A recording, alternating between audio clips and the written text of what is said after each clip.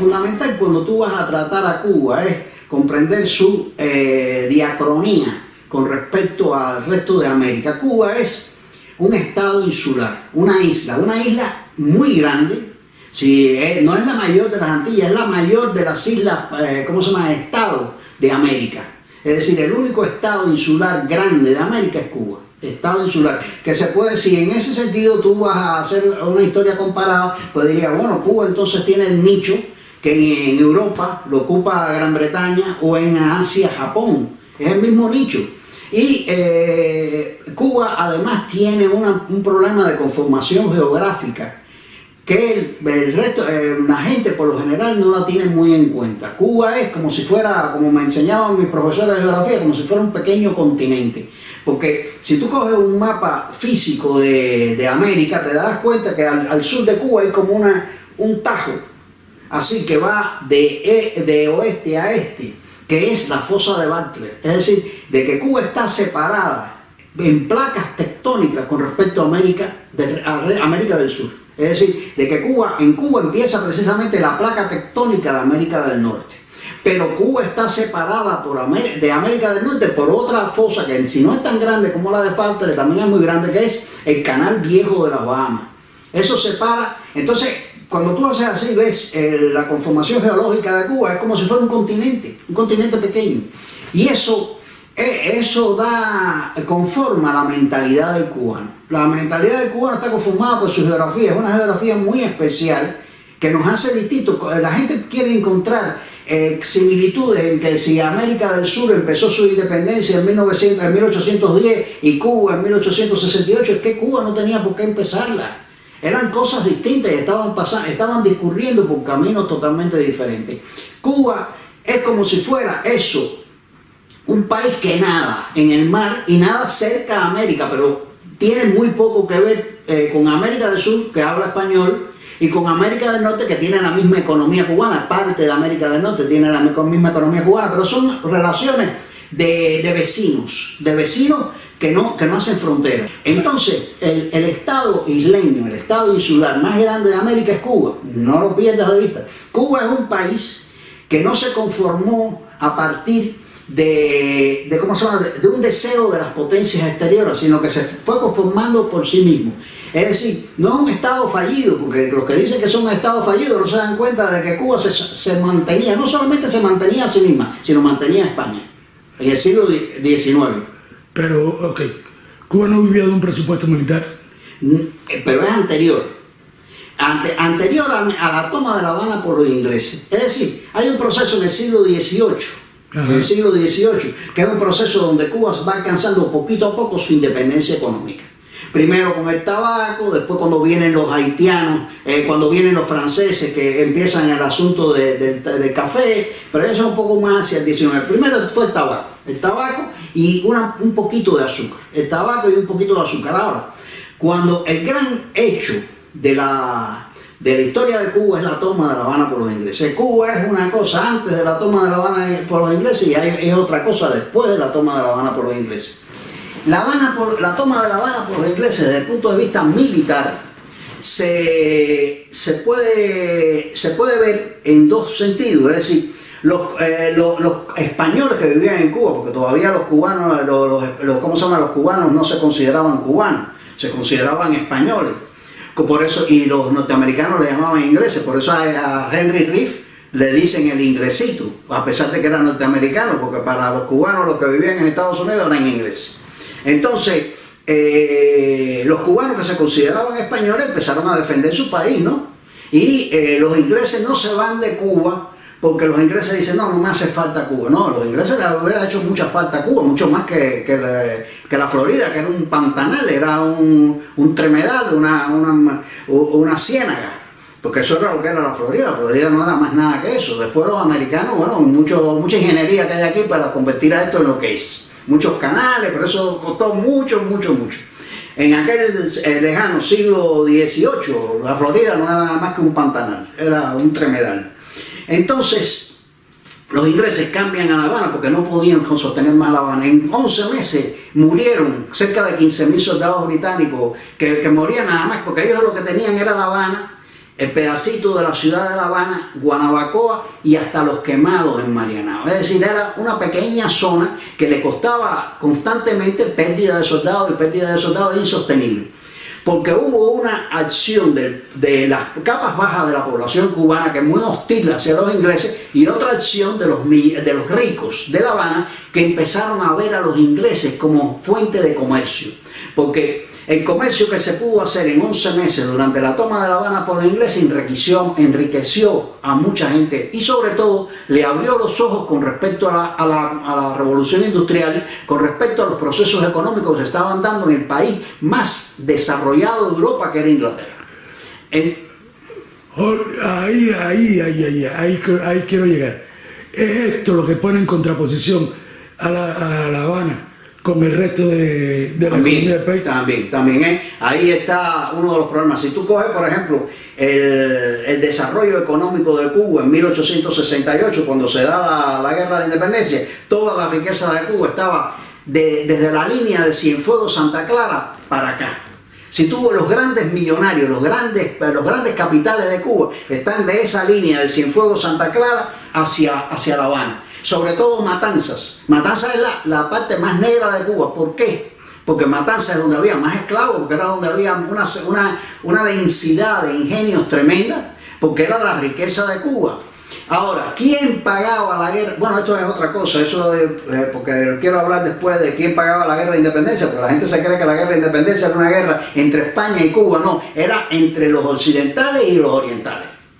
Lo que pasa es que los occidentales, como eran millonarios y como vivían su vida muelle, pues entonces le pagaban con tanta y sonante a un ejército español para que dejara a los orientales del lado allá de la trocha, que se hizo la trocha de Júcar a Morón, en tierra de nadie, para que no afectaran sus ingenios de Occidente. Porque eran intereses económicos, básicamente intereses económicos. Bueno, yo estaba hablando de la toma de La Habana por los ingleses. En primer lugar, vamos a asentar esto. Cuba es un país insular que no tiene por qué parecerse a nadie. No tiene por qué, porque tiene su propio movimiento que no se parece al de nadie. Cuando se da la toma de La Habana por los ingleses, los cubanos descubren la revolución industrial y descubren todo lo que producía la revolución industrial. Empezaron a mandar a sus hijos a estudiar a Alemania, a Inglaterra, a Francia. ¿Qué tipo de carrera? No mandaban a estudiar a la gente literatura, ni mandaban, no, ingeniería.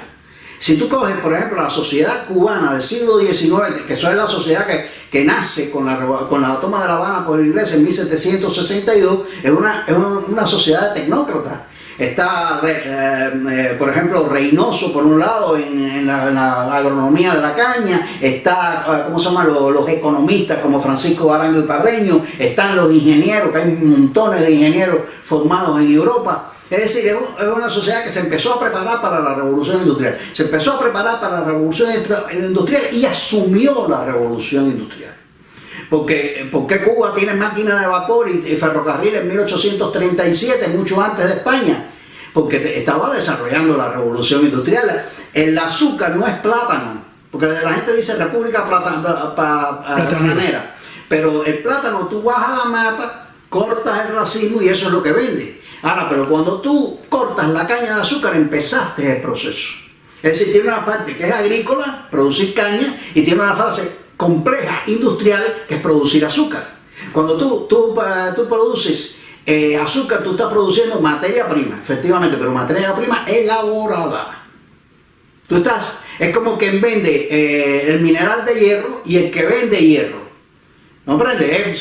El hierro es materia prima y el mineral de hierro es materia prima también, pero es que hay un proceso industrial entre una cosa y la otra. Y ese proceso industrial lo asumieron los cubanos. Hay que saber de que España se atrasó con respecto a Cuba a partir de ese momento.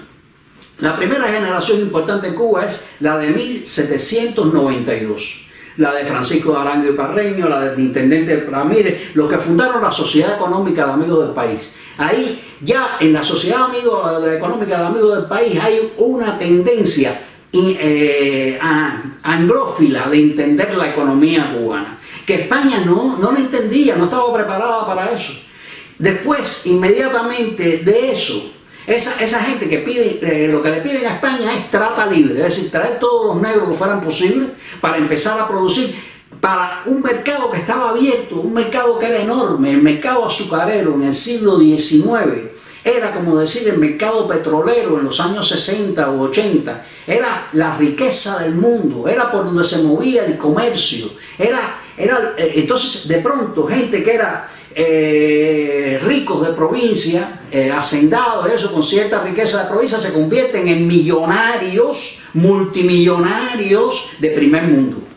Y eso cambió toda la sociedad cubana. Por ejemplo, la gente que se enfrenta a la sociedad económica del medio del país, la generación del 92, 1792, es una generación muy parecida a la generación de la Revolución norteamericana, como Washington, como Jefferson, es la misma gente, pero estaban pensando cómo desarrollar el país sobre la base de las posibilidades que tenían. Le hacía falta la máquina de vapor, pero no solamente comprar máquinas de vapor, sino producirlas en Cuba, porque también eso implicó un desarrollo de la industria, de cierta industrialización del país, claro, con respecto nada más que al azúcar. Esa es una de las características, porque lo que daba dinero era el azúcar y la gente se centró en eso. Por esa misma época se producen 2 o 3 hechos también fundamentales. La Revolución de Haití arruinó a la primera economía de América. Haití era la primera economía de América porque los franceses habían convertido a Haití en eso, en la azucarera del mundo, en la productora de café del mundo, en la productora de artículos tropicales del mundo. Pero la revolución de Haití fue una revolución de los esclavos, y los esclavos no fueron capaces de hacerse cargo de aquel complejo productivo que tenían en la mano, y se hundió Haití. Y al hundirse Haití, ¿qué piensan los cubanos? Esta es nuestra gran oportunidad. Los mercados que asumían los haitianos, que asumía Francia desde Haití, estaban abiertos. Entonces había que suplir aquello, y Cuba hizo así, empezó a subir tremendamente. Al mismo tiempo de la revolución de Haití se da la revolución en la independencia de las colonias españolas de América. España se queda descolgada, no sabía qué hacer. Fíjate, el calificativo que le dan a Cuba hasta la independencia de América es llave del nuevo mundo ante el mural de las Indias Occidentales. Es decir, hasta ahí Cuba era una colonia militar. Fundamentalmente para España era la sede de los ejércitos, la sede de la defensa de toda América, era la llave del nuevo mundo, porque desde Cuba, con sus corrientes oceánicas, se controlaba América desde La Habana, no desde Cuba, desde La Habana. Y por eso La Habana era el núcleo más importante del país. Cuando viene Humboldt, viene a La Habana. A ver La Habana, Humboldt no va a Oriente, no le interesa Oriente, Humboldt le interesa La Habana. ¿Qué cosa está pasando en La Habana? Y Humboldt era el cerebro de Europa. ¿A qué viene América? A ver La Habana. Entonces, cuando la intelectualidad europea se centraba en La Habana, ¿qué pasaba en La Habana? Entonces, pero hasta cuando se da la independencia de América, España ya no necesitaba un cuartel general para su ejército. ¿Qué ejército? ¿Para defender qué? Si nada más que le quedaba Cuba y Puerto Rico, no había ese problema. Entonces se convierte la siempre fiel isla de Cuba. Ya no es la llave del nuevo mundo y antemural de las Indias Occidentales, sino la siempre fiel isla de Cuba. Ese es la característica de Cuba después de la independencia de los Estados de América. España se convierte en una especie de metrópolis parásita. Es una metrópoli que no entiende a su colonia, porque el acuerdo con Fernando VII de la gran burguesía habanera, de la burguesía que tenía como su centro en la sociedad económica del medio del país, es que usted déjenos hacer a nosotros lo que nos dé la gana y nosotros le vamos a pagar impuestos, todos los impuestos altísimos. Es decir, tantos fueron que Cuba llegó a asumir el 70% del presupuesto nacional de España. El 70%. Cuba iba impetuosamente económicamente para allá, y como en el momento en que Cuba estaba creciendo económicamente de una forma desmedida, se iba a meter en un proceso de independencia. Eso no le hacía falta, caballero. No es que Cuba no estuvo al lado de Bolívar, es que no le interesaba. Bolívar era un elemento de disuasión para Cuba. Era lo que no le convenía a Cuba, ni Bolívar, ni Morelos, ni nada de eso. Cuba era un país que se estaba desarrollando económicamente de una forma impetuosa. Crecían. Si tú coges toda la sociedad cubana del siglo XIX, una sociedad de óperas, de teatros, de editoriales, de mucho dinero, de gente que se está desarrollando. Estamos hablando del siglo XIX ya. Del siglo XIX. Que es precisamente donde surgen Porque todo eso se da en la montura que hay entre el siglo XVIII y el siglo XIX, desde 1762 hasta 1825. Estamos tratando ese hasta ahí, es decir, estamos hablando de la creación de una base, de la base de una élite intelectual. Sí. Pero eso se creó a pasos agigantados. Eso se creó a una velocidad que es difícil darnos cuenta. Por ejemplo, la sociedad cubana de 1762, cuando la toma de La Habana por los ingleses, era una sociedad igual que cualquier sociedad de América española, con la característica militar, es decir, que era sede del ejército, que estaba muy militarizada, pero que era una sociedad que dormitaba. Mediocre, no dormitaba, era la sede del ejército, un cuartel militar, dormitaba. Ahora, a partir de ahí, de la toma de La Habana por los ingleses, se convierte en una sociedad dinámica. Una sociedad muy dinámica, que es lo que hay que entender. Entonces, por eso, para que ellos iban a meterse en independencia. Entonces, los procesos ideológicos, es decir, la burguesía cubana, la burguesía, la sacarocracia, como le dice Moreno Fraginac, que a mí me gusta mucho el término, porque es la aristocracia del azúcar, la sacarocracia, empezó a pensar de que España no le convenía, pero a España no le convenía porque España no entendía, y entonces había cosas que se hacían engorrosas. Oye, necesitamos hacer esto. Bueno, ¿y para qué? Entonces empezaban a hacer preguntas idiotas. Una corporación, el gobierno. Exactamente, el gobierno español empezaba a hacer preguntas idiotas, entonces eso era como un retén a lo que podía hacer la burguesía cubana, pues tenía que estarle explicando al rey por qué se hacía esto y por qué se hacía aquello. Era una cosa muy engorrosa, pero hoy un país que había recibido 1 millón de esclavos, porque entraron 1 millón de esclavos, que no eran cualquier tipo de esclavos, y esto lo explica muy bien Benemeli, que Benemeli decía que cuando se traían, por ejemplo, los yorubas, porque los yorubas fueron esclavizados por una guerra en África, que eso también tiene que ver con la historia de Cuba, la guerra aquella de los yorubas fueron convertidos por los, creo que el reino de Ifá, fueron convertidos a esclavos y vendidos a América. Pero cuando iban a América, los catalanes, los grandes traficantes de esclavos, pues llegaban primero a Brasil, y en Brasil vendían los esclavos más débiles, porque los brasileños no tenían dinero como los cubanos, porque tenían moneda contante y no sonante, y los mejores esclavos o venían primero a Cuba y después a Brasil, daba lo mismo. Los mejores esclavos se vendían en La Habana, o se vendían en los mercados de esclavos, Samá, en Oriente, en La Habana, se vendían los mejores esclavos, y eso fue también conformando a la sociedad cubana, una sociedad que de pronto empezó a entrar, de esa sociedad que va desde 1762 hasta 1825, fue una sociedad que empezó a entrar mucho esclavo africano, pero también mucho europeo, muchos sobre todo españoles, que veían el boom económico de Cuba, y nadie es idiota de estarse en España arando la tierra, pudiendo venir a Cuba y convertirse en un comerciante rico. Pero los españoles que venían de España para Cuba inmediatamente se convertían en cubanos. Es decir, por convertirse en cubano, ¿qué cosa es? ¿El que habla como un cubano? No, convertirse en cubano es empezar a pensar según la dinámica de la economía cubana. Eso es lo que hace un indiano. Eso es lo que hace un indiano. Eso es lo que hace un indiano, exactamente. Empezar a darse cuenta de lo que estaba pasando en Cuba y meterse en ese ritmo. Entonces se convierte, de hecho, en un tipo que piensa a la inglesa, porque era pensar a la inglesa, ¿te das cuenta? Ver las cosas a la inglesa. En esa dinámica de la industrialización de Cuba, que es un proceso que se da, que en la historia no sé por qué estas cosas no se aclaran, es un proceso de industrialización que se da, una industrialización en azúcar, es verdad. En este momento específico, ¿cómo entra en contradicción la capital, es decir, La Habana y Oriente? Bueno, porque no hay una contradicción. Oriente, Cuba es una isla grande, no chiquita. Ahora, si la comparamos con países elefantiásicos, como son Estados Unidos con 7 millones de kilómetros cuadrados, México con 4 millones o 3 millones de kilómetros cuadrados, Venezuela con 1 millón de kilómetros cuadrados, Colombia con 1,5 millones de kilómetros cuadrados, tú dices, contra Cuba es chiquitica. Pero es que esos no son países normales. ¿Cuántos países hay de ese tamaño en el mundo? No hay. No hay. Si tú vas a los países normales que se conformaron como países, son los de Europa. Y Cuba, si tú la colocas, es más grande que Portugal, más grande que Holanda, más grande que Checoslovaquia, más grande que Bulgaria.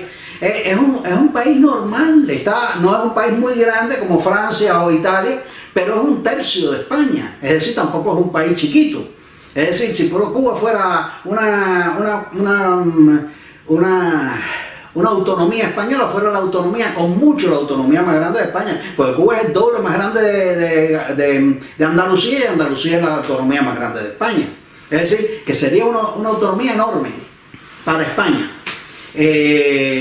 Eso ¿cómo se llama? Es una de las características que nos confunde mucho. Es decir, no, pero Cuba es muy chiquita. Cuba no es chiquita, Cuba es normal. Los que son muy grandes son ellos. Los que son exageradamente grandes son ellos. Y Cuba cayó como un país normal que se autofinanciaba, porque los países se conforman cuando son llevaderos, cuando son factibles. Cuando tú eres factible de ser independiente de tu papá y tu mamá, cuando tú ganas tu dinero, cuando tú te puedes mantener a ti mismo, cuando tú puedes poner tu propia casa, eso le pasa lo mismo a las naciones. Las naciones se logran su independencia cuando son, no las naciones que se crearon con la independencia neocolonial del año 62, que se crearon una pila de países en África que no se sostenían y que se han tenido que sostener por la ayuda internacional. Eso no es normal. Eso se creó por culpa de la Unión Soviética y los Estados Unidos, que necesitaban peones en Naciones Unidas. Y mientras más banderitas tú le dabas a gente, mejor. Una banderita, un escudito, y ahora tú votas para mí. Y otra banderita y otro escudito, y ahora tú votas para mí. Fue por eso. Fue una cosa que no es normal. Pero la Cuba que se conforma como país independiente es una Cuba que se sostiene. Las corrientes ideológicas que se crean inmediatamente de que se ven las contradicciones con España, de que hay que resolver el problema de España, son como capas tectónicas que van rodando como un terremoto. Pero ese terremoto rueda así, ¿no? Una capa con respecto a la otra. Está la primera de 1792, de la primera generación industrial cubana, que es la generación de Francisco de Arango y Parreño, del intendente Ramírez, de Jacob y toda aquella gente, pues es reformista. Es decir, hay que decirle a España lo que debe hacer para que gane mucho dinero. Pero a veces el gobierno de España era tan atrasado desde el punto de vista económico y de entender la economía del siglo XIX, que incluso era difícil hacerle entender que iba a ganar más dinero. Entonces eso creaba una tensión muy grande entre la burguesía cubana, que era la que mantenía España, y el gobierno español, que no entendía la burguesía cubana. Eso era... pero a la burguesía cubana le hacía falta el gobierno español, porque cuando tú tienes 1 millón de negros, a ti te hace falta un ejército. Pero un ejército, porque esa gente está ahí. ¿Cómo se llama? Está ahí, puede sublevarse. Es una bomba de tiempo. Es una bomba de tiempo. Y ellos lo sabían claramente. Y eso ya estaba la experiencia de Haití. Exactamente. Ese es el llamado miedo al negro. El miedo al negro es que llegó a ser que el 58% de la población cubana en 1840 era negra. Y eso era explosivo. Fue cuando se dio la sublevación de la escalera, que para mí fue un invento, pero bueno, en la época de O'Donnell. Sí. ¿Cómo se llama? La situación era esa. Entonces ahí surge el reformismo y también surge algunas ideas independentistas. Pero todo esto era es como una nata arriba de un mar. Es una cosa que la gente de abajo no se enteraba. No podemos concebir los partidos políticos, las corrientes ideológicas que son partidos políticos del siglo XIX, como los concebimos hoy en día. Hoy en día todo el mundo sabe qué cosas son los republicanos, qué cosas son los demócratas, qué cosas son los socialistas europeos. Que la mayoría de la gente, si no lo sabe, ha oído hablar de ellos, porque lee el periódico, ve la televisión. Pero en el siglo XIX, ¿qué había en Cuba? Una enorme masa de negros esclavos que ni español hablaban, que eso era un problema ya en sí mismo. Y otra masa de blancos que vivían en Cuba, que eran también tan analfabetos como los negros, eran los campesinos españoles que emigraban a botones para Cuba, que eran gallegos, que eran catalanes, que eran asturianos, que eran sobre todo de la periferia de España, de la zona de Madrid, de la zona de la periferia de Madrid, y que venían para Cuba y tampoco conocían lo que estaba pasando en Cuba. ¿Quiénes conocían quién eran las ideas de Saco, del Monte, de Francisco de Arango y Parreño, de toda aquella gente, de Montoro? Lo conocían la gente de arriba, la natica esa, de gente que tenía capacidad para darse cuenta de los problemas políticos. Esa gente era la que estaba al tanto de lo que estaba pasando políticamente en Cuba. La reforma era tratar de llevar a España a que ayudara al proceso económico de Cuba, no que lo obstaculizara. Eso fue la generación de 1792, la primera generación reformista de Cuba. Después, en ese mismo momento aparece una tendencia abolicionista de 1812, que es ¿cómo se llama? La tendencia de una burguesía negra que ya aparece en Cuba. Porque la relación de negro-blanco es una relación entre explotado y explotador. Bien, pero también es una relación humana. Tú no puedes poner dos seres humanos uno frente a otro sin que, por ejemplo, lleguen a enamorarse. Eso no lo decide nadie. Eso porque un negro será negro, pero es un ser humano igualito que tú. ¿Te comprendes? Entonces eso te llega a gustar, coño, qué bueno está fulano, qué buena está mengana. Eso es normal, eso es normal, esa es la vida. Entonces, ¿qué sucede? Que de los negros empezaron a aparecer negros que estaban bien formados. Tenemos miles de ejemplos en Cuba, tenemos decenas. Por ejemplo, José White, Brindis de Sala. Es decir, que eran negros por negros especiales. Era el negro que fue el negro para que le gustó a la ama o que le gustó al amo. El caso es que el movimiento reformista procuraba que España se reformara, que España permitiera reforma. Ahora, como España era tan reacia a cualquier reforma, porque España se comportó en ese sentido de una forma estúpida, la monarquía, pues entonces apareció inmediatamente, y se había dado un movimiento abolicionista, que el movimiento abolicionista está encabezado por esa burguesía negra y por algunos blancos, porque también se movían gente que querían mucho que se desenvolvieran las cosas más hacia la inglesa, es decir, se desarrollara un capitalismo ¿cómo se llama? De libre concurrencia, donde no hubiera esclavos. ¿Para qué? Porque el esclavo también es engorroso. Cuando el azúcar está muy cara, tú tienes los esclavos, pero después que hay una crisis económica, ¿cómo tú mantienes a los esclavos? Mientras tanto, los obreros mucho mejores, tú no tienes obligación ninguna con él. Tú le das un salario y si se puede mantener, que es un problema suyo. Mientras tanto, el esclavo era una obligación. Hay que leer, por ejemplo, El ingenio de Manuel Moreno Fraginal, que es donde dice lo que comía un esclavo. Porque la gente se cree que la esclavitud es un tipo dándole latigazo a otro. Eso no es verdad. Porque una maquinaria, el esclavo es una maquinaria. No, el esclavo es una maquinaria y además es tu propiedad. ¿Cómo tú vas a maltratar tu propiedad? Tú lo que tienes que el tipo trabaje. Entonces, ¿qué necesita? Leche. ¿Qué necesita? Tasado. ¿Qué necesita? Buena comida. Si tú eres un buen inversor, tú cuidas tu maquinaria. Exactamente. Si eres malo, no. Exactamente. Mientras tanto, y eso mismo es lo que hace muy difícil la esclavitud, que la esclavitud hay que mantener a los esclavos en las buenas y en las malas. Y eso ya la gente inmediatamente se dio cuenta que aquello no... El propio Francisco de Arango y Parreño, que es el que pidió la trata libre, fue el que quiso que se eliminara la trata y se eliminara la esclavitud. El mismo hombre pasó de ser el hombre de promotor de la esclavitud para ser el que está contra la esclavitud. En un proceso de 25 años. No duró más una cosa con respecto a la otra. Es decir, que la esclavitud, fíjate si la velocidad que caminaba Cuba, que el occidente de Cuba, sobre todo, el occidente únicamente, porque el oriente es otra cosa, el oriente duerme, el oriente dormita, sigue dormitando como en la época anterior a la toma de La Habana por los ingleses. Y es una de las cosas que más se confunde en Cuba. Por ejemplo, Cuba, la gente no se da cuenta. Vamos a poner un ejemplo. Richmond es la capital del sur, donde estaba el gobierno del sur, y Boston es el centro de Nueva Inglaterra. Bueno, la distancia que hay entre Richmond y Boston es la misma que hay entre Santiago de Cuba y La Habana. Aquí y aquí. Pero en una faja de tierra. Si en un país tan grande como los Estados Unidos la distancia entre Richmond y Boston significaba dos culturas totalmente distintas, la cultura industrial del norte y la cultura esclavista del sur, ¿qué significaría eso en Cuba? ¿Por qué en Cuba no se tiene en cuenta a la hora de analizar a Cuba la distancia que hay entre Santiago de Cuba y La Habana?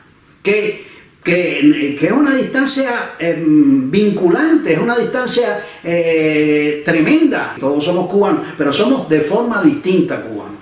Y los intereses de Santiago de Cuba no pueden seguir dormitando a los intereses de La Habana, porque no hay sincronía. Hay una diacronía también en ese sentido, porque son ciudades muy lejanas.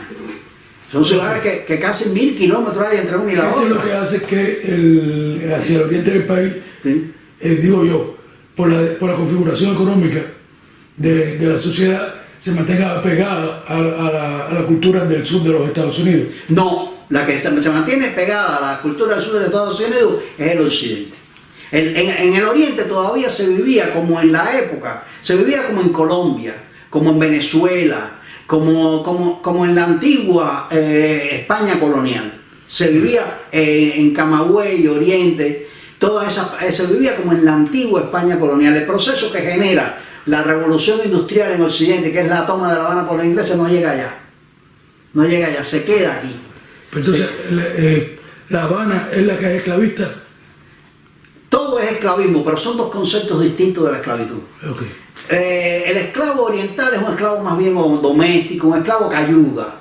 El esclavo occidental es un esclavo de plantación, es otra cosa. La esclavitud de plantación es otra cosa, es una maquinaria que no para. Que es esa, la esclavitud de plantación, que es idéntica a la esclavitud del sur de los Estados Unidos. Porque ¿de quién copian los cubanos la esclavitud de plantación? De los ingleses. ¿Y quiénes eran los ingleses? El sur de los Estados Unidos. Que allí era algodón, pero aquí era azúcar. Pero funcionaba idéntico, exactamente igual. Entonces, el anexionismo surge como un derivado del reformismo. Es decir, no se puede convencer a España. Coño, España no nos sirve para nada. Vamos a pegarnos a los Estados Unidos, que son los iguales a nosotros. Entonces fue una conveniencia tanto de la burguesía cubana como de la burguesía del sur de los Estados Unidos. Porque no es una unión a los Estados Unidos, como se puede imaginar la gente hoy en día. Es una unión al sur de los Estados Unidos. Y la gente del sur de los Estados Unidos veía a Cuba como un estado más del sur. Es decir, si Cuba pasaba a formar parte de los Estados Unidos, pesaba más el sur de los Estados Unidos, dentro de aquella confrontación tremenda que había dentro de los Estados Unidos entre el norte industrial y el sur esclavista. Cuba iba a ser algo que iba a hacer pesar más al sur esclavista. Es decir, era ese anexionismo de aquella época era una unión entre iguales. Yo me conviene ser parte tuya y a ti te conviene que yo sea parte de... Pero eso es un pensamiento metropolitano, no del interior del país. Sí, un pensamiento que se está dando entre la burguesía, no, entre la burguesía. Probablemente eso llegó también a Camagüey y Oriente, pero llegó a Camagüey y Oriente con un concepto distinto, porque un Ignacio Agramonte no podía pensar igual que un Miguel Aldama, porque Ignacio Agramonte era un terrateniente de Camagüey, no tenía un central como los centrales de Miguel Aldama, ni mucho menos con máquinas de vapor, ni nada de eso. Si tú coges, por ejemplo, los restos de la de Majagua, tú te das cuenta que es un trapiche. Las maquinillas son unas rueditas dentadas de este tamaño. ¿Eso qué cosa era? En el momento que una Catalina central tenía 4 metros de radio. Por favor, estamos hablando de dos cosas distintas. Okay. Además, el problema es que también la industria azucarera de La Habana arruinaba toda la industria azucarera del resto del país, porque había una contradicción. Tú no podías comparar un trapiche oriental o de Camagüey con respecto a un central de Occidente, de Matanza. Es que no tenía nada que ver una cosa con la otra. Ellos no podían producir para competir, no era competitivo. Entonces, esa gente, fíjate que llegó a ser el anexionismo en la época de 1845 a 1852, que es la época más fuerte, la única época que estuvo realmente fuerte el anexionismo. Bueno, que estuvo realmente fuerte en la burguesía, porque eso del pueblo no se enteraba de nada. Eso, el pueblo no se enteraba, el pueblo era otra cosa. Entonces, en esa época, la burguesía, los Aldama, los millonarios como Aldama, como el conde de Pozos Dulces, como toda esa gente reunió el dinero, tenían el dinero en la mano para España, para hacer una propuesta económica a España para la independencia de Cuba. Ese dinero de la propuesta se lo propusieron al sur de los Estados Unidos. Le dijeron, ustedes hagan con este dinero una propuesta a España para que Cuba sea independiente. Es decir, ellos querían independencia y la anexión, pero sin que hubiera revoltijo en Cuba, porque cualquier revoltillo en Cuba podía provocar la sublevación de las masas esclavas, y eso no lo quería nadie. La reforma fue para lograr que España se diera cuenta, la anexión era para lograr que si España no se daba cuenta que todo siguiera igualito, no era que ahora los dueños iban a ser norteamericanos, no, los dueños iban a seguir siendo los que eran dueños, la burguesía multimillonaria cubana. La sublevación de Aponte es una sublevación en la cual se unen los que ya no querían más esclavitud y querían a la abolición, y la naciente burguesía negra, donde está Aponte, donde está toda aquella gente que ya empezaba a tener dinero, porque Aponte no era un pata de puerco, Aponte era un oficial del ejército español. A ese miedo, a esa forma de abolición a los haitianos, todo el mundo le tenía miedo, negro, blanco, todo el mundo, porque sabía que por ese camino no se iba a ningún lado, se iba a un fracaso económico. Entonces Cuba tenía que seguir siendo lo que era, más radicalmente, es decir, con la abolición, menos radicalmente con la autonomía y mucho menos radicalmente que era la anexión, porque la anexión era lo menos radical y era lo más pro-esclavista que había, porque la anexión era para mantener el esclavismo, no había nada que pudiera moverse, era tan inmóvil como era inmóvil la esclavitud en el sur de los Estados Unidos. Por eso yo digo y afirmo que el movimiento anexionista se hunde con la derrota del sur en 1864. Al derrotarse el sur, ¿qué podían buscar los cubanos en los Estados Unidos? Si esos cubanos lo que querían es que se mantuviera la esclavitud. ¿Y por qué los cubanos querían irse al lado de España? Porque estaba, por ejemplo, el cónsul Turnbull, inglés en La Habana, que presionaba a España para que no siguiera habiendo trata, presionaba a España para que se decretara la abolición de la esclavitud. Los ingleses presionaban a España. Y los cubanos dijeron, contra España no podemos matar a la de España, porque España es tan débil que en cualquier momento le va a decir a los ingleses que sí, nosotros nos vamos a arruinar. Okay. Es decir, el miedo ¿cómo se llama? Que lleva a la gente a la anexión, no es el miedo a la España como metrópoli, sino a la España como débil ante Inglaterra. El problema era que España estaba a punto de decretar la abolición de la esclavitud por miedo a Inglaterra, y esa España no le servía a los esclavistas cubanos. Ok, Narciso López, la figura de Narciso Sí. López, ¿cómo surge y evoluciona dentro de este contexto? Narciso López, estaba el Club de La Habana, donde estaba Miguel Aldama, donde estaba Madan, donde estaba una serie de gente. Había varios clubes en Cuba que eran anexionistas. Estaba, por ejemplo, Isidoro Armentero en Trinidad, estaba Napoleón Arango en Camagüey, pero sobre todo ese movimiento estaba en Cárdenas. En Cárdenas había un centro, había muchos centrales azucareros en torno a Cárdenas, era la azucarera de Cuba. Entonces ellos querían separarse de España para que España no siguiera, porque el peligro de que España declarara la abolición por presión inglesa era enorme. Entonces ellos cogieron y contrataron a Narciso López, porque Narciso López era, me perdonan la frase, fue un mercenario, fue contratado por dinero para organizar los mismos que tenían dinero para comprar la independencia de Cuba, que era esa burguesía cubana que reunió el dinero, tenía de sobra dinero para comprar 2 veces el valor de Cuba, que se lo iban a dar a los estados del sur, sobre todo probablemente a Texas, para que Texas le comprara a Cuba a España. Pero era un contrato entre cubanos y tejanos, cubanos y ¿cómo se llama? De Virginia, para la independencia, y después anexarse a los Estados Unidos como un estado más de los Estados Unidos, sin pérdida, claro, de ¿cómo se llama? de la cultura, es decir, como igual, es decir, un estado hispanófilo o hispanófono dentro de los Estados Unidos, que es lo que Sacco después critica contra la anexión, de que él se da cuenta de que a la larga íbamos a perecer como cultura, porque ese es el problema de Sacco, que Sacco se da cuenta y dice, no, la anexión no nos conviene, porque Sacco también fue anexionista en un momento determinado, como José de la Luz y Caballero, pero después evolucionaron hacia el reformismo o el independentismo, porque se dan cuenta de que el problema de Cuba era dejarle de tener miedo al negro, porque en definitiva el negro no nos convenía como esclavo, nos convenía como ciudadano, para que se mantuviera él solo como me tengo que mantener yo, ¿comprendes? Es decir, si tú conviertes al negro en ciudadano, el problema de mantenerse del negro es de él, no es del dueño de esclavo. Entonces, y se dan cuenta que Cuba no podía repatriar a los negros porque le hacía falta esa mano de obra ¿cómo se llama? Y que los más avanzados, el pensamiento más avanzado de la burguesía blanca cubana es la asimilación. Es decir, no podemos salir de los negros, porque entonces los negros somos parte de nosotros y ya. Eso parece una cosa muy descarnada, pero es así. Entonces ese anexionismo fracasa. Fracasa porque ellos querían lograr una independencia, pero que no fuera un cataclismo social. Y no había posibilidad de lograr salir de España sin que se produjera un cataclismo social.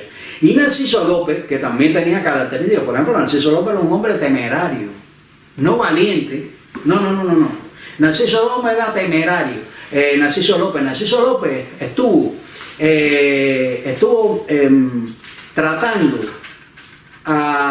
estuvo hablando en un viaje de La Habana a Matanzas con el capitán general de Cuba, creo que era con O'Donnell o que habló con otro gran general de español, no me acuerdo bien la anécdota, todo el tiempo y él sabía de que cuando llegaba a Matanzas y tenía la orden de detención en Matanzas, él sabía, pero tuvo la sangre fría de hablar con este hombre todo el tiempo, y cuando llegó a Matanzas se fue para los Estados Unidos, porque Narciso López hizo varias incursiones por Pinar del Río, por Cárdenas, donde hizo por primera vez la bandera de Félix Varela, porque esa bandera no la inventó Narciso López. Eso también es otra de las cosas de la historia. Esa bandera es de Félix Varela. Esa bandera es de Félix Varela. Félix Varela era anexionista, reformista, que era... Reformista era Félix Varela, reformista, pero incluso Félix Varela, la mentalidad de Félix Varela es tal que Félix Varela cuando escribe a los cubanos, lo escribe en una revista que le llama El Habanero. Ajá. Porque todavía no había un concepto de que Cuba era toda una sola cosa. Por ejemplo, cuando se reúnen los camagüeyanos y los orientales, el camagüey opina tal cosa, y tú dices, ¿de qué están hablando? Porque es que el camagüey es una cosa distinta al oriente. ¿Comprende? El Camagüey, entonces era como si fueran dos países distintos. Cuba estaba dividido como en dos grandes gobiernos. Un gobierno que era de Santiago de Cuba y otro gobierno que venía desde La Habana. Entonces había una zona, eso era en el siglo XVIII, que quedaba la zona más o menos de Trinidad, Santi Espíritu, Remedio, que eso no entraba en la jurisdicción de nadie. Entonces si tú encuentras la Trinidad, Santi Espíritu y Remedio, te das cuenta de que son ciudades que tuvieron un crecimiento económico y que de pronto se paralizó, quedan como paralizadas, como si se hubieran, de pronto se hubieran congelado. Y esa es en el momento en que el gobierno logró unir a Cuba. Porque Cuba tenía un problema, era el problema de la distancia. Date cuenta que, por ejemplo, el gobernador de España, del capitán general, si quería mandar una orden para Oriente, se demoraba cuando menos una semana. De La Habana a Santiago, y eso se lo mandaba en barco, se lo mandaba en un carretón por un camino real, por todo el país, dependía de que si había fango, si no había fango, ¿cierto? Entonces se demoraba 3 meses. Para llegar de La Habana a Santiago de Cuba, son 1000 kilómetros, nunca os olviden de eso. 1000 kilómetros por valles, montañas, llanos y muchos asaltadores de camino. Ya te he dicho de que Narciso López fue contratado por los millonarios, multimillonarios cubanos, para que gestionara la parte militar del proceso de separación de España, que ellos se daban cuenta perfectamente que tenían que discurrir por un lado militar, es decir, de que España no iba a soltar a Cuba, aunque ellos intentaron comprarla, es decir, Estados Unidos no iba a comprar, el sur de los Estados Unidos no iba a comprar a Cuba con dinero de los Estados Unidos, sino iba a comprar a Cuba con dinero de los propios cubanos. Porque el problema es que los cubanos querían salir de España, pero sin que eso significara un revolcón dentro del país, porque el revolcón era muy grave para gente que tiene intereses económicos, gente que tiene mucha riqueza, gente que tiene su casa, gente que tiene sus centrales, sus ingenios. Bueno, el caso es que ellos, era todo por los cubanos, era una relación de igual a igual. Ahora, cuando entra ya la contradicción norte-sur dentro de los Estados Unidos, se hace muy violenta, y cuando el sur pierde la guerra, ya el interés por el anexionismo se pierde. Cuando fracasa el anexionismo, con Narciso López, porque los esclavistas del sur pierden en los Estados Unidos, cobra fuerza la segunda, una de las ideas, que era la idea de la independencia total. La independencia total la deciden en Oriente 4 gatos, porque lo que estaban ¿cómo se llama? La conspiración en Oriente y la conspiración en Camagüey eran 4 gatos. Si tú vas a la asamblea de Weimar, tú te quedas así, ¿cómo es toda esta gente, 16 o 17 personas, decidieron la historia de un país sin que hubiera un representante de La Habana? Claro, de La Habana no podía haber. Hay gente que aparece como de Occidente, pero nunca estuvieron en la asamblea de Weimar, porque no llegaron a tiempo, según se dice, sí. Pero que tampoco representaban a nadie en La Habana. Ahí no estaba un Miguel Aldama, que era... de hecho hubo un habanero, pero era representando a uno de... A las villas. A las villas, sí. De hecho hubo un habanero, pero era representante a las villas. Pero no era el gran capital de Occidente que hubiera podido opinar desde el gran capital, lo que son lo que le llaman hoy en día las clases vivas, la sociedad civil. Es decir, la sociedad civil de Occidente no estaba presente en Guaymaro. En Guaymaro fueron unos terratenientes que habían sido casi todos anexionistas, que se sentían fracasados con el anexionismo y se sentían fracasados porque las Cortes de España no habían tenido utilidad para la reforma. Entonces esa gente que estaba aprisionada entre la gran industria de Occidente que los aplastaba, el azúcar que se producía en Occidente era más barata y mucho más competitiva que la que se podía producir en Oriente, en los chinchalitos. Entonces esa gente que se sentía al borde de la quiebra económica, pues se decidieron por la independencia. Pero no fue la decisión de ellos por la independencia no fue la decisión de Cuba entera, fue la decisión de ellos allá atrás, en ese receptáculo que era Oriente y Camagüey, porque ya en las villas era menos. Pero lo que tú te das cuenta que está metido allá atrás, que son gente que no son importantes para la economía cubana, y apoyado por una burguesía mulata y negra, Guillermo Moncada, Antonio Maceo, toda esa gente que pasan del abolicionismo a la independencia.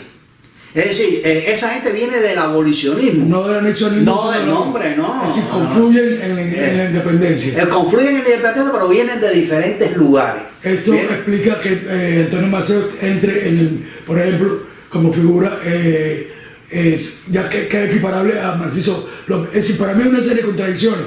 Yo nací en el 63. Entonces, y me formo dentro de los parámetros normales, mediocres, de la educación revolucionaria cubana.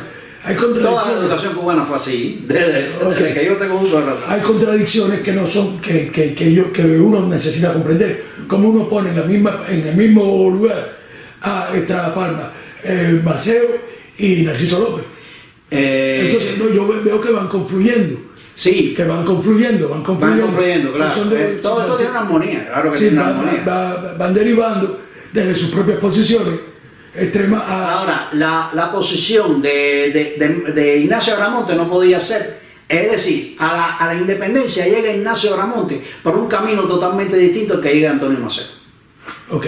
¿Agramonte de dónde viene? Del anexionismo. Sí, Ignacio Agramonte viene del anexionismo. Ignacio Agramonte era del grupo de Napoleón Arango, que eran los anexionistas camagüeyanos, o el grupo de Isidoro Armentero, que eran los anexionistas de Cienfuegos, de Trinidad, perdón. Eso eran los clubes anexionistas. Mientras tanto, que no eran iguales, los anexionistas de Isidoro Armentero pensaban una cosa, los anexionistas de Napoleón Arango en Camagüey pensaban otra, y los anexionistas de Miguel Aldama en La Habana pensaban otra. Hábleme de los anexionistas de Oriente. Los anexionistas de Oriente querían que un cambio de las condiciones económicas les diera a ellos la posibilidad de alcanzar al Occidente en la producción de azúcar. Es decir, ellos estaban tan agolletados, tan que al borde de la quiebra, que ellos necesitaban un cambio dinámico que les ayudara a ellos a comprar maquinaria, que tuvieran empréstitos rápidos. Eso es Armentero. Ese es Armentero y es como se llama Napoleón Arango en Camagüey. Y ahí también está un personaje que es el lugareño, Gaspar Betancourt Cisneros, que no es lo mismo que Gaspar Cisneros Betancourt, eran primos hermanos. Uno es el marqués de la Santa Lucía y otro es el lugareño, que lo confunde en cantidad. Y son dos personajes. El Gaspar Cisneros Betancourt, el marqués de Santa Lucía, fue presidente de la República de Armas y es uno de los personajes más importantes del independentismo. Mientras tanto, Gaspar Betancourt Cisneros, su primo hermano, que era mayor que él, era una de las figuras más importantes del anexionismo. Ahora, por ejemplo, el independentismo de José Martí es otra cosa. El independentismo de José Martí es el independentismo occidental surgido dentro de la intelectualidad. José Martí es el hijo de Mariano Martí, pero el hijo político de un tipo que se llama Mendive. Mendive. Rafael María Mendive, de la alta burguesía habanera. Es decir, el que es extraño en todo este panorama es Martí. Es muy raro es, porque esa gente, los intelectuales habaneros, cayeron al independentismo con un sentido del independentismo un poco más romántico, un poco no tan crudo como el de los orientales. Es decir, no es económico, no tiene Sí, es económico también, porque esa intelectualidad habanera surge del dinero que se mueve en La Habana. Sí, exactamente, pero ellos no tienen una necesidad de estar buscando una idea. Bueno, ellos ven que Cuba es un país lleno de contradicciones. En Guaymaro se reúnen gente que no tiene nada que ver con Occidente, es decir, los intereses de Guaymaro son los intereses de los orientales y de los camagüeyanos, no los intereses de los occidentales. Por eso los occidentales pagaron con su dinero para que se hiciera la trocha de Júcar Morón, porque todo eso se hizo, no lo hizo España con su dinero, lo hizo España con el dinero que le daba la gran burguesía occidental. Por eso es una guerra civil, no una guerra en realidad entre España y Cuba, es una guerra entre Cuba y Cuba, entre los cubanos occidentales. ¿Y cuál es el plan de los orientales? El plan de los orientales es la tela incendiaria, es decir, arruinar a los occidentales. Cuando pasan por Matanza, ¿qué hace Maceo y María Gómez en Matanza? Pegarle candela a todo lo que tenía dinero allí. ¿Tú te crees que a los dueños centrales fue un chiste? Lo que hicieron esa gente, no los odiaban. Pero además de eso, el pueblo de Occidente se empezó a quedar sin trabajo. La gente, el pueblo normal, al tú meterle candela a ¿cómo se llama? Por eso es que Weyle gana la guerra. Porque Weyer contó con la ayuda de todo el mundo para ganar esa guerra, y cuando hizo la reconcentración fue apoyado por los occidentales, y por eso tú ves que en las elecciones de 1898, que es la elección de autonomía, va la gente masivamente, y la gente sale para las calles de La Habana y las calles de la ciudad de Occidente, de Matanza, de Cárdenas, a celebrar la autonomía. Es decir, de que en ese momento en Occidente no era nada popular la independencia, nada, porque la independencia había significado la ruina de Occidente, con la T incendiaria. Ok, entonces, la entrada de Estados Unidos en la guerra, ¿a qué se debe? ¿Qué? La entrada de los Estados Unidos en la guerra se debe también a un problema de los orientales. Porque los Estados Unidos habían logrado obtener grandes intereses económicos en las zonas orientales tú te tienes que concebir que la zona de Bani, la zona de Delicias, la zona del norte de Camagüey, sí. Todo eso eran enormes bosques. Sí, sí. Entonces, ¿qué sucede? Matanza era de los cubanos, no había que comprar en Matanza. Ahí estaba la industria azucarera, pero era una industria azucarera de los cubanos, o de los españoles convertidos en cubanos. Yo te digo eso, los españoles que vienen para acá y se convierten en cubanos, porque los intereses pasan a ser distintos. Entonces, ahí había terreno suficiente para colocar grandes empresas azucareras, pero nuevas, con una tecnología totalmente nueva, que son, por ejemplo, la tecnología del Central Preston, del Central Boston, de los centrales de Banes, que es donde surge Fidel Castro, de todo este rollo de por allá. Que para eso, así vemos la diacronía de cómo se llama el desarrollo en Cuba, que no es parejo, ni es armónico, ni la cabeza en guanado. Entonces, ¿qué sucede? Preston y Boston, la gente, los grandes intereses bancarios del norte, que también estaban ligados a Hearst, al dueño de la prensa amarilla norteamericana, son los que le interesa intervenir en Cuba. Porque tampoco, por ejemplo, McKinley nunca le interesó meterse en Cuba. Entonces, porque ya no era lo mismo ya Cuba era un elemento de disuasión. Cuba para los Estados Unidos ha sido demasiado grande para convertirlo en una colonia. No es porque los americanos decidieron no convertir a colonia a Cuba y a Puerto Rico y a Filipinas. No, es que Cuba era un bocado que era más grande que la boca. En aquella época, dime tú hoy en día no le cabe ni en ningún lado, le cabe a los Estados Unidos Cuba. Es un bocado muy grande, es un rollo. Es complicarse de una forma tremenda. Entonces por eso McKinley no quería meterse, y inmediatamente que se metieron, pues buscaron una solución para salir de aquello rápido. Porque también era un país que había mantenido a España en 30 años en guerra. ¿Qué cosa era eso? Es decir, en realidad entonces no es que Estados Unidos tuviera interés Estados Unidos tuvo interés. Tuvo interés en 1825, cuando la teoría de la fruta madura, cuando John Quincy Adams, en esa época tuvo interés. Pero después Cuba había crecido demasiado. Esa Cuba que se desarrolla en el siglo XIX ya es una Cuba que no le interesa a los Estados Unidos, ni le interesa al actual. Eso es mentira. Ahora, hay otro anexionismo, que es lo que yo hablé, que fue el anexionismo de Estrada Palma. Estrada Palma era un individuo que pensaba por su propia cabeza, como es lógico. Y él creyó de que los cubanos no estábamos preparados para la independencia.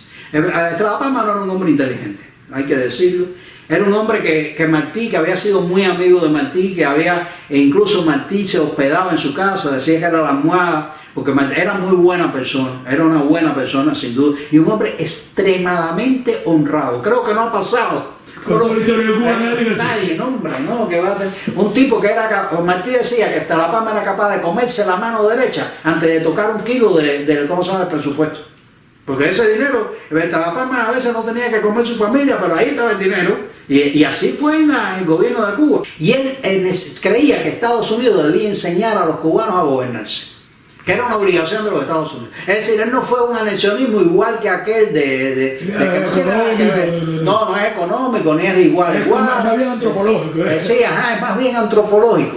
Este desarrollo singular de un grupo de élite literaria, como el Círculo de los Desmontinos, que inaugura una tradición de crítica especializada, que después irradia toda América Latina, pero que nace en Cuba. Esto habría repercutido en nuestra formación política. Claro que sí. Domingo del Monte es un mecenas literario, pero también es un ser político, es decir, que participa. El dinero que para la compra de Cuba, uno de los contribuyentes mayores fue Domingo del Monte, que era un hombre multimillonario. ¿Para la anexión? Sí, para la anexión. Domingo del Monte era uno de los anexionistas. Sí, señor, de los más importantes anexionistas. Era el Club de La Habana. Que el Club de La Habana eran multimillonarios todos.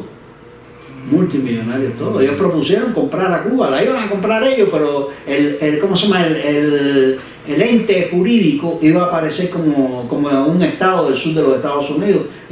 Podía ser Virginia, Carolina del Norte, Carolina del Sur, Georgia o Texas. Iba a aparecer como comprador. Pero el dinero para la compra, porque ninguno de esos países tenía dinero para comprar a Cuba. Los que tenían dinero para comprar a Cuba eran los cubanos. Es decir, Cuba se iba a comprar con dinero de los cubanos, pero el ente jurídico para comprarlo, es decir, la persona jurídica iba a ser un estado del sur de los Estados Unidos. A eso no le convenía al norte, por eso inmediatamente la gente de Lincoln rechazó eso. Por eso le llamaban filibusterismo. En Estados Unidos se conoce el proceso de anexión como movimiento filibustero, porque era un acto filibustero, es decir, un acto criminal de que el sur lograra mayoría a base de incorporar un territorio que no era un territorio natural de los Estados Unidos. Mira, no te había hablado de filibusterismo. No, pero ya, por ahí cayó. Bueno, yo creo que cubrimos ya todas las bases, ¿no? Sí, yo creo que sí. Podemos estar hablando de historia de Cuba. Por toda la eternidad.